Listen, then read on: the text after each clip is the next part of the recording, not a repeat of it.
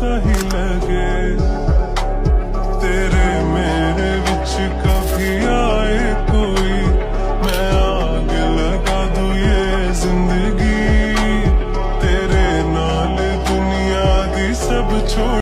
Hello viewers, সবাই কেমন আছেন? আশা করি অনেক ভালো আছেন।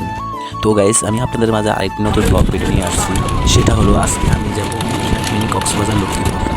তো গাইস, আমি আজকে আপনাদেরকে মতিহারের পুরো দৃশ্যটা দেখাবো। সবার সাথে থাকবেন এবং শেষ পর্যন্ত দেখবেন।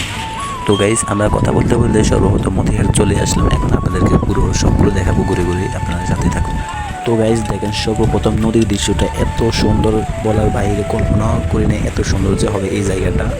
তো গাইস, আমি শুরুতে সব জায়গা ঘুরে পর শেষে এই ব্রিজটাতে উঠলাম। এই ব্রিজটা বানানোর কারণ হলো এখানে আগামী 2 মাস পরে লঞ্চ ঘাট দেওয়া হবে, সেই জন্য এই ব্রিজটা উঠে নিষেধ করেছে। তারপরেও আমরা বেয়ে উপরে উঠে গেছিলাম। তো গাইস দেখেন, এত সুন্দর দৃশ্যটা যে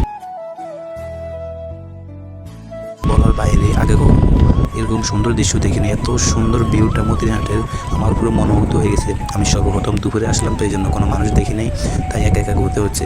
বিকালবেলা অনেক মানুষের জন্য এখানে হাঁটাও যাবে না। তো গাইস, এত সুন্দর একটা দৃশ্য, পুরো কক্সবাজারের মতন। কক্সবাজার বললেও কম হয়ে যায়, কক্সবাজার চেয়ে অনেক সুন্দর এই আমাদের এই লক্ষ্মীপুরের মতো মিনি কক্সবাজার মতিহাট। এত সুন্দর যে বলার বাইরে, আপনারা আসবেন এখানে ঘুরবেন। তো আমি সব জায়গা ঘুরে এবার নদীর পাড়ে আসলাম। এত জায়গা ফাঁসে, ওটা কক্সবাজার চেয়ে অনেক বড় এই জায়গাটা। তো গাইজ, আমি সব জায়গা ঘুরে এখন একটু খেলতে যাবো বন্ধুদের সাথে। খেলতে খুব ইচ্ছে করছে। আমরা কয়েকজন আসছি, ফুটবল নিয়ে আসছি এখানে মতিহাট ঘুরতে।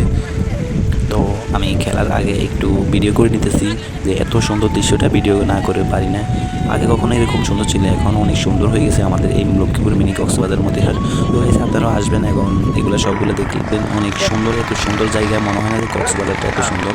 এত সুন্দর জায়গা ভাইস, আপনাদেরকে বলেও শুনতে পারবো না।